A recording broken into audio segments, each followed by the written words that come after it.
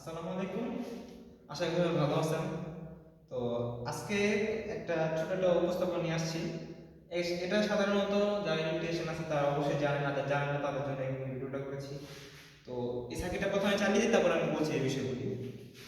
পাওয়ার দিয়ে দিই, প্রথমে পাওয়ার দিয়ে আবার সার্কিটটা অন করে দিই। অন করে দেওয়ার পর এখানে আমি তিন ধরনের সার্কিট করেছি। একটা হচ্ছে সিরিজ, একটা হচ্ছে প্যারালাল, একটা হচ্ছে মিশ্র। প্রথমে আমি বৈশিষ্ট্যগুলো বলি। সিরিজ সার্কিট একটা বৈশিষ্ট্য হচ্ছে যদি একটি লোড অফ হয়ে যায়, তো আমার অপর দুইটি লোড বা যে করে লোড থাকে ওগুলি বন্ধ হয়ে যায়। এটা সিরিজ সার্কিটের একটা বৈশিষ্ট্য। আচ্ছা, এটা সিরিজ সার্কিটের বৈশিষ্ট্যগুলো। আরেকটা হচ্ছে প্যারালালের বৈশিষ্ট্য। প্যারালাল সার্কিটের একটা বৈশিষ্ট্য হচ্ছে যদি একটি লোড অফ হয়ে যায়, একটি লোড অফ হয়ে যায় তো অপর দুটা অন থাকে, অপর দুটা কোনো ক্ষতি হয় না, অপর দুটা বন্ধ হয় না। এটা হচ্ছে প্যারালাল প্যারালাল সার্কিটের বৈশিষ্ট্য।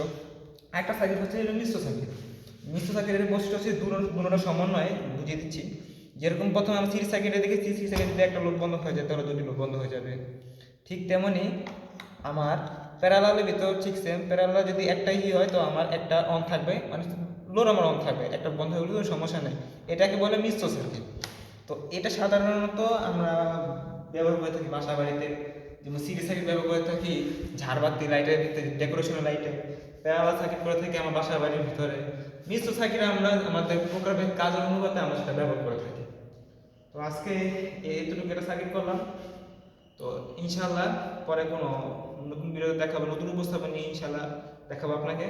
আসসালামু আলাইকুম।